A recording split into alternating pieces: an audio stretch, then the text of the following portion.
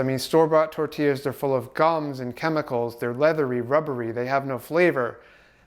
Can't even imagine eating one plain. The only thing they're good for, in fact, is a Texas Tech tortilla toss. The SEC Rebels won the toss. But these homemade ones, you can actually eat them plain and they're super delicious. So I'm going to show you how to make a slightly elevated recipe of homemade corn tortillas. Let's fix it. So I started off by measuring out 1.5 cups of cold water. Now I'm going to juice half a lime. Yeah, I find that adding a little bit of lime juice really adds some flavor to the tortillas. It makes it really nice.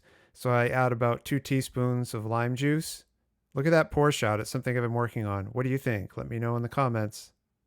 So now I'm going to set that aside and we're going to get to measuring the dry ingredients, the flour, the salt, and the sugar.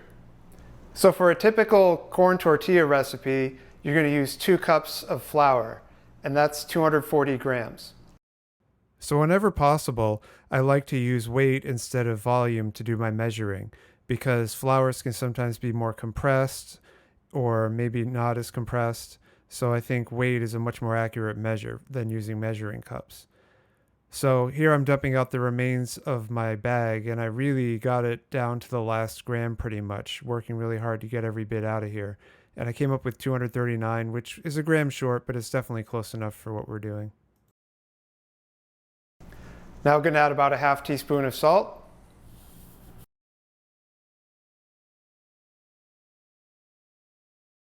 Whoa, a little overzealous on that second effort, but notice how I correct and only pour out what I need. And a tablespoon of sugar. So I add the sugar to counteract the tartness of the lime juice. It adds a really nice balance to the flavor. Now I'm going to add the wet ingredients with the dry, and then we use the KitchenAid mixer to go ahead and mix up the dough.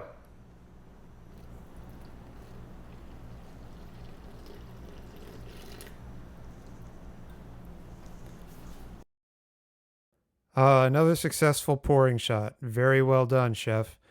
All right, so we just need to load this bowl onto the mixer. Let's see. Oh, uncharacteristic flub there. I had the handle going the wrong way. Usually that doesn't happen. But let's go. We'll get it on there eventually. All right, nice and secure. Now we just need to attach the mixing paddle. Easy peasy. Oh, let's raise up that bowl. All right, start your engines. So this is clearly sped up, but I mixed it for about a minute at a medium speed. And now I'm just going to test the dough and see how moist it is. It's a little wet and sticky. You want it to be a little more like Play-Doh. Right now it feels a little wet. So I'm going to add just a little bit more of the masa harina, and then we'll let it set for a while. All right, so we'll carefully add a little bit more of the masa harina. Open up a new bag, thankfully. Yeah, probably a tablespoon and a half. And then we'll start and mix it up for 30 seconds or so and see where we're at.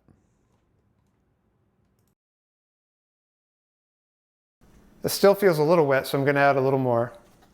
You don't want the dough to be dry, but you don't want it so wet and sticky that you have a hard time when you're pressing out the tortillas. Yeah, so someday maybe I'll stop being lazy about this and I'll actually record how many grams of masa harina I use total and just write that down. But to be honest, I kind of enjoy the process. I enjoy the trial and error, the adjusting. It's just kind of a fun part of cooking. Okay, that feels pretty good. Now we're going to let the dough rest for about 15 minutes, test it one more time to see how the moisture level is, and then we'll start making our dough balls. So I formed up the dough into one large ball, as you can see here. And then what I'm going to do is I'm going to get the weight and then divide in order to get my equal measure for each tortilla.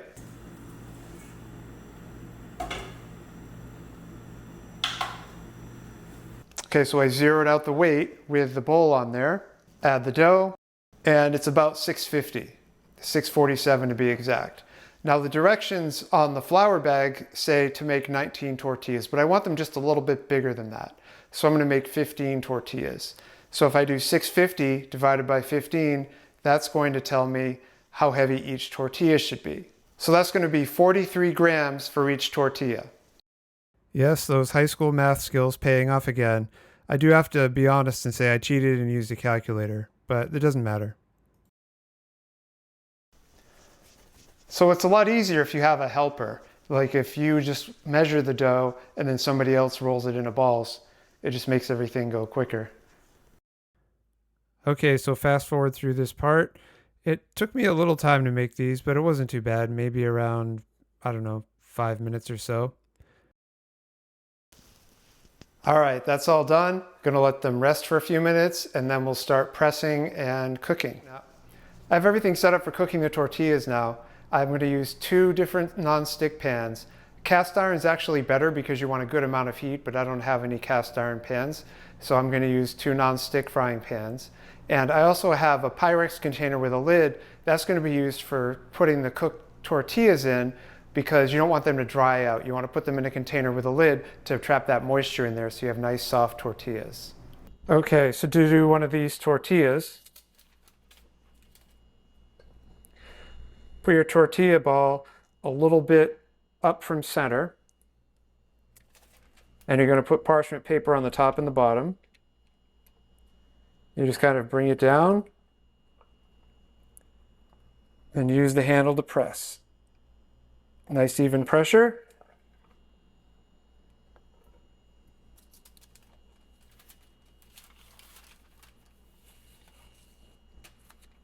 And there you go. Then you just have to peel it off from the parchment paper, which is actually the trickiest part, trying not to tear it.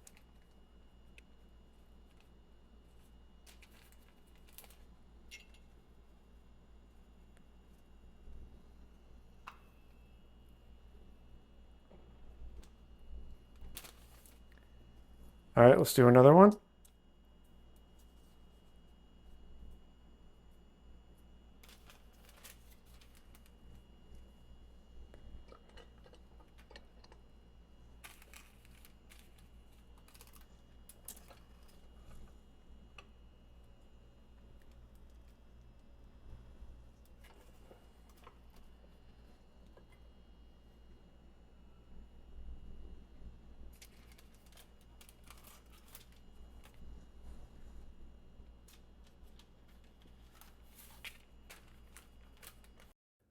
Okay, to be completely honest, this is the first time I ever used this cast iron tortilla press. And so I think what I was doing is I was putting a little too much pressure on the tortillas and making them a little too thin. And this one, it completely broke down, but that's okay. I can just peel off the dough. And the nice thing is when this happens, you can just reform the dough into a ball and then press it out again. And then hopefully the next time will come out better.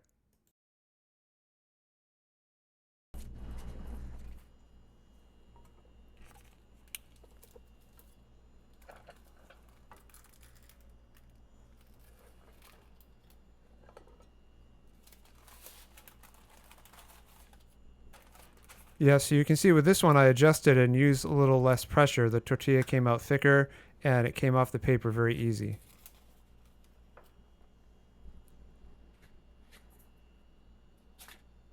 Oop. So you saw the tortilla just kind of folded on itself when I flipped it over.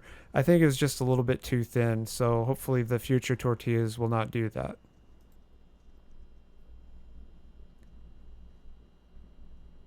Usually the first couple don't turn out quite as cooked as you want.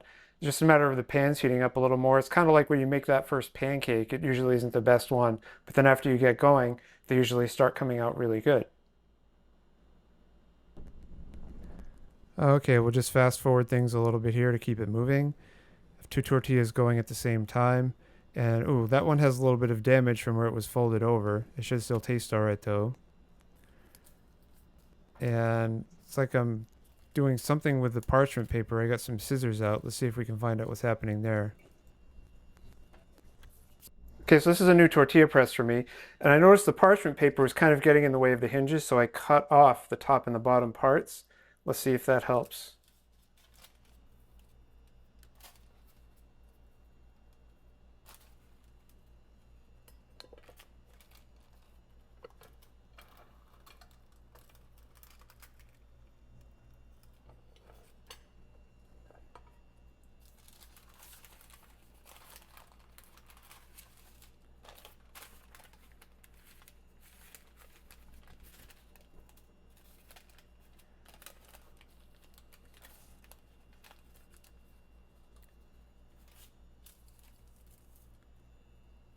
Well, it didn't seem to help too much, did it? Because I still had some of the tortilla stick to the parchment paper.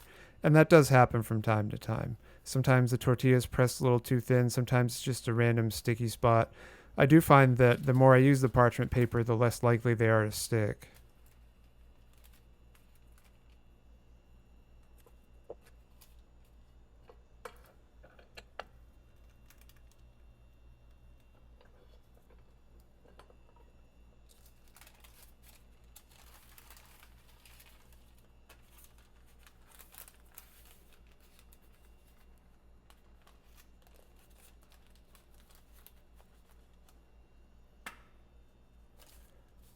Wow, that one was just beautiful. What did I do there? I should do that every time.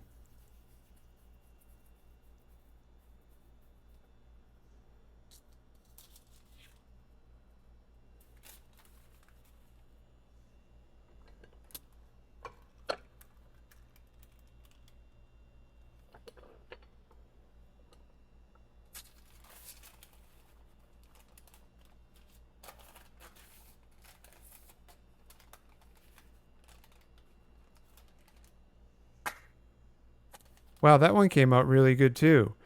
It's at this point where I realize something. If I take a dough ball and I work it in my hands a little bit before I press it out, it doesn't want to stick. If I just take one and press it directly, it seems to want to stick a little bit.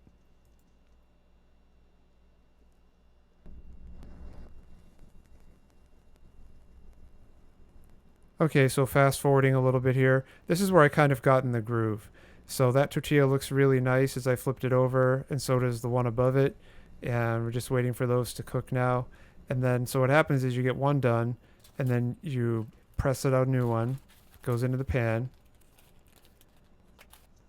and then you flip the other one over, and you just kind of continue that. And once you're in the groove, you can crank these out pretty fast.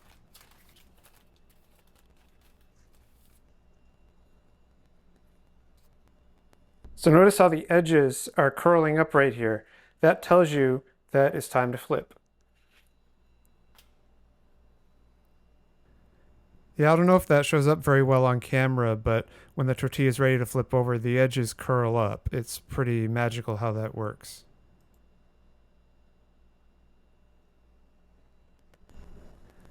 Okay, just fast forwarding a little bit here.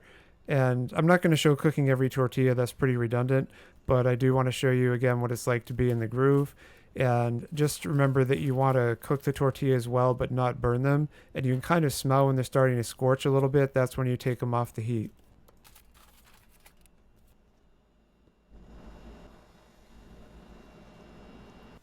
All right, the tortillas are all done. Let's give them a try. What are these? These are tortillas. Now when serving fresh tortillas, I like to flip them over in the container and take off the bottom.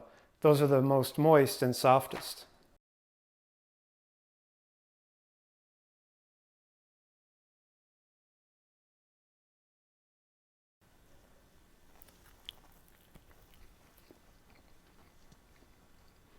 Yeah, that tastes so good. You have the nice soft texture of the corn flour, and you have just a little bit of flavor from the lime, a little sweetness from the sugar, and you have a little salt there just to give a little seasoning. You can actually eat these plain, they're so delicious, but they really elevate any other type of dish that you would normally use corn tortillas for. I really hope you try making these at home, and thanks for watching.